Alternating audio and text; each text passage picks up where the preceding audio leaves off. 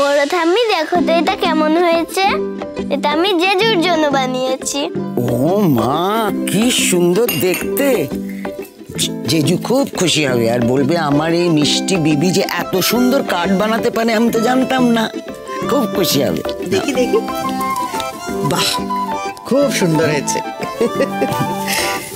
বলো দিদি, কতদিন বাদে আমরা কিরকম হেসে কথা বলছি। সত্যি এতদিন ছেলেটা বাড়ি ছিল না, কিরম জানি একটা চারিদিকে অন্ধকার দেখছিলাম।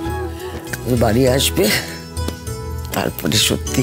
আর কিন্তু এবার আসলে না, যেটা করতে হবে, ওকে কোনো কাজ করতে দেওয়া যাবে না। Rest, complete rest. সে তো বটেই, এত বড় একটা ঝড় গেল, বর্দা ভাইকে একেবারে রেস্টেই রাখতে হবে। তবে কথা শুনবে না বর্দা ভাই। যতদূর আমি চিনি বর্দা ভাইকে, এসেই মক্কেল কোট এইসব করবে। জেঠিমা, তুমি কিন্তু কড়াভাবে বর্দা ভাইকে শাসন করবে, হ্যাঁ? তবেই বর্দা ভাই তোমার কথা শুনবে। সে তো বটেই, কিন্তু ওটা আমার ওপর ছেড়ে দাও। আমার মনে হয় না অরিন্দম আমার কথার অবাধ্য হবে। বড়দিদা, ভাই মামু ফেরার অনারে কিন্তু তোমাকে এবার একটা পার্টি থ্রো করতে হবে। মেঘলা সব হবে, আগে বর্দা ভাইকে সুস্থ হয়ে উঠতে দে। হ্যাঁ, চৈতি একদম ঠিক বলেছে। আগে অরিন্দম সুস্থ হোক, তারপরে ওইসব পার্টি টাটি হবে। সব বিপদ তো কেটে গেছে ছোট দিদা। আর দেখো, ভাই মামু ফাইনালি বাড়ি ফিরছে। আমি তো ভাবিও নি এত তাড়াতাড়ি ভাই মামুকে ডিসচার্জ করে দেবে। আমারও সেটাই মনে হচ্ছিল যে বর্দা ভাই কি সত্যি অতটা সুস্থ হয়েছে, নাকি কালকের ইনসিডেন্টের পর ওরা খানিকটা ভয় পেয়ে ছেড়ে দিচ্ছে বর্দা ভাইকে। তাই যদি হয় না রে, তাহলে হসপিটাল অথরিটিকে আমি জেল খাটিয়েই ছাড়ব। আমার কিন্তু সেটা মনে হয় না। দাভাইয়ের কন্ডিশন এখন অনেকটা স্টেবল, অক্সিজেন বা স্যালাইন সাপোর্টেও নেই, ওষুধও ওরালি চলছে। যদি ক্রিটিক্যাল কোনো কিছু থাকতো তাহলে ডাক্তার এভাবে ডিসচার্জ করতো না হসপিটাল থেকে। আমার মনে হয় আদি ঠিকই বলছে, ওরা অত বোকামো করবে না। ওরা তো জানে আমরা ওদের এগেন্সে লিগ্যাল অ্যাকশন নিতে পারি। আচ্ছা বুড়ি, তুই অরিন্দমের ঘরটা রেডি করেছিস? বেডশিট, পিলো কেস সব চেঞ্জ করেছিস তো? হ্যাঁ হ্যাঁ হ্যাঁ, সব বন্দোবস্ত আমি করে দিয়েছি। আর জয়ন্তকে আমি বাজারেও পাঠিয়ে দিয়েছি মৌরলা মাছ আর চিকেন আনবে বলে। আমি বড়দাদা বাবু খুব ভালোবাসে না মৌরলা মাছ খেতে, একটু ভাজা করব।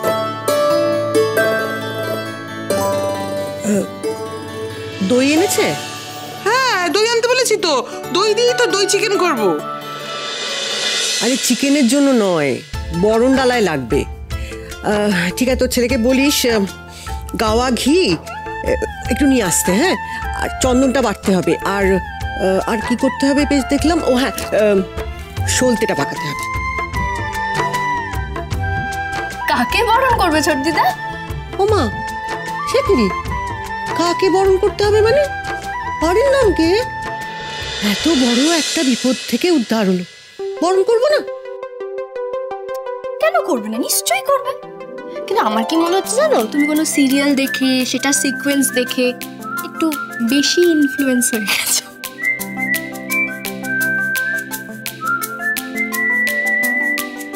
আচ্ছা নিখিলেশ কোথায়? ও তো বলেছিল অরিন্দমকে আনতে যাবে। আসামি হাজির বৌদি, হুকুম করো।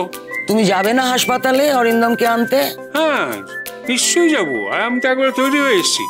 আর কি কেউ যাবে? হ্যাঁ, আমার তো যাওয়ার খুব ইচ্ছে ছিল, কিন্তু এতদিন পর স্কুলটা খুলেছে, তারপর আজকে পেরেন্টস টিচার মিটিং আছে।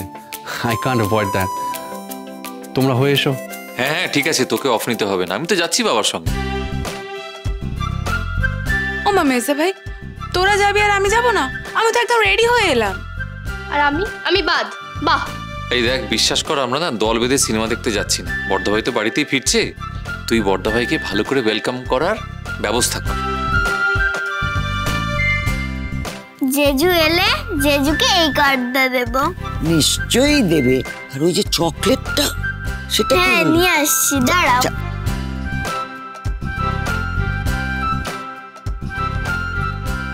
চলো বাবা, চলো। হ্যাঁ চল।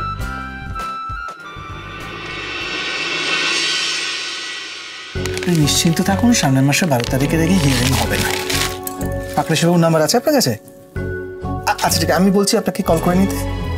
ঠিক আছে? হ্যাঁ হ্যাঁ, don't worry, okay, call you later. কি করছো বলো তো?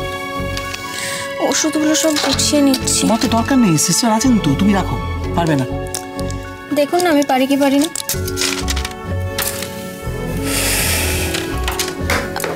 দেখলে সব ব্যাপারে তাড়াহুড়ো। আমি বলছি তো তোমার দরকার নেই করার, বললে শুনবে না কথা। পান থেকে চুন খসলেই উকিলবাবু আমাকে বকে। আমি কোথায় তাড়াহুড়ো করলাম? আসলে আমাকে কোনো কাজই করতে দিতে চায় না। এদিকে নিজে পারছে না, তবু আমার সাহায্য নেবে না। কেন আমার সাথে করে এরকম উকিলবাবু? কি দোষ আমার? নাকি সেই দিনের রাগ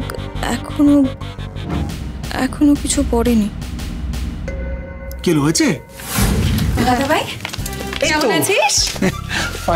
যাওয়ার জন্য একবার রেডি? হ্যাঁ, কি হলো, সব গুছিয়ে নিয়েছো? হ্যাঁ, সব গুছিয়ে নিয়েছি। হ্যাঁ ম্যাডাম সব গুছিয়ে নিয়েছি, আর কখন কিভাবে ওষুধ খাওয়াতে হবে আমি সব বুঝিয়ে দিয়েছি। খুব ভালো, কারণ এটা জানা দরকার। একবার যা হয়ে গেল কাণ্ড, ওষুধ নেই।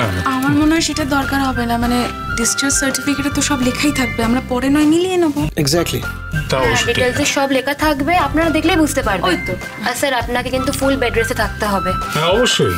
বলছি রিলিজ ফর্মে না সাইন করতে হবে কাউকে। হ্যাঁ ঠিক আছে, আমি করছি। আমি তোমার সাথে যাচ্ছি বাবা।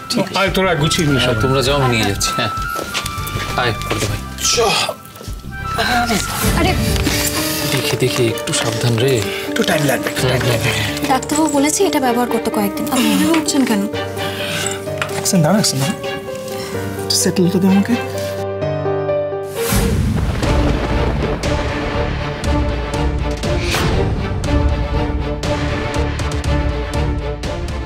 একটু হাতটা দাও। আয় আয়। কদিন একটু টাইম লাগে, একটু আস্তে, একটু আস্তে। কনফিডেন্সের অভাব হয় তো। আমার হাতটুকুও ধরলো না। আমি তো উকিলবাবুর ভালোর জন্য কত কি করলাম, তবুও আমার সাথে এরকম ব্যবহার কেন? কেন করছো উকিলবাবু তুমি আমার সাথে এরকম? না, কিন্তু তুমি আমাকে যতই অপছন্দ করো না কেন, আমাকে আমার কাজটা করতেই হবে।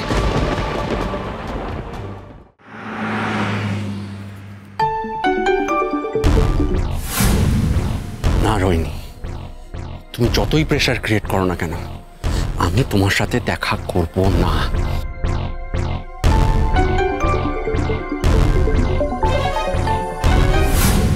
আমি তো তোমাকে কালকে বললাম যে আমি তোমার সাথে দেখা করতে চাই না। প্লিজ তুমি আমাকে ফোন করো না।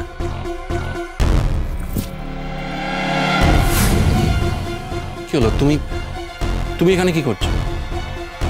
না তুমি আমার ফোন ধরছো, না তুমি আমার সঙ্গে কথা বলতে চাইছো আদি, তাই আমি এখানে আসতে বাধ্য হয়েছি। আমি জানতাম যে তুমি এই সময় স্কুলে আসো, তাই এখানেই তোমার জন্য অনেকক্ষণ ধরে অপেক্ষা করছি। দেখো Rohini, I am getting late, আমার একটা ইম্পর্টেন্ট মিটিং আছে, আমাকে প্লিজ সরো। আমাকে 5 মিনিট আদি, আমাদের তো এতদিনের রিলেশন, তুমি আমার জন্য 5 মিনিট বার করতে পারছো না? আদি বিশ্বাস করো, আমার তোমার সঙ্গে জরুরি দরকার আছে। কোনো দরকার নেই, আমার তোমার সাথে কোনো দরকার নেই, না কোনো কানেকশন আছে। ইনফ্যাক্ট শুধু আমার না, দা ভাইয়ের আর আমাদের বাড়ির কারুর তোমার সাথে কোনো দরকার নেই Rohini. Please Adi, please don't be this harsh. আচ্ছা ঠিক আছে, আমি মানছি আমি অনেক ভুল করেছি, ইনফ্যাক্ট আমি অন্যায় করেছি, কিন্তু তার জন্য আমি প্রতিনিয়ত রিপেন্ট করছি। আমাকে আর শাস্তি দিও না, আমাকে এভাবে নেগলেক্ট করো না তুমি, প্লিজ। তোমাকে কতবার বলবো, I am getting late Rohini, please behave yourself. আর সরো তুমি এখান থেকে, যাও তুমি। আমি তোমাকে যেতে দেব না, আমার কথাটাও ইম্পর্টেন্ট আদি। যতক্ষণ না তুমি আমার কথা শুনছো, আমি তোমাকে এখান থেকে যেতে দেব না। হচ্ছে কি রোহিণী, এটা আমার স্কুল, স্কুলের সামনে দাঁড়িয়ে তুমি দেখো, আমার তোমার সাথে কথা বলার না কোনো ইন্টারেস্ট আছে, আর না ইচ্ছে আছে তোমার কথা শোনা। তুমি যাও এখান থেকে, তুমি যাও। যাব বললেই তো আমি যাব না আদি। তোমাকে যখন ধরেছি, তোমাকে তো কথা বলতেই হবে আমার সঙ্গে। এখনো যে তুমি আমাকে চেনো না।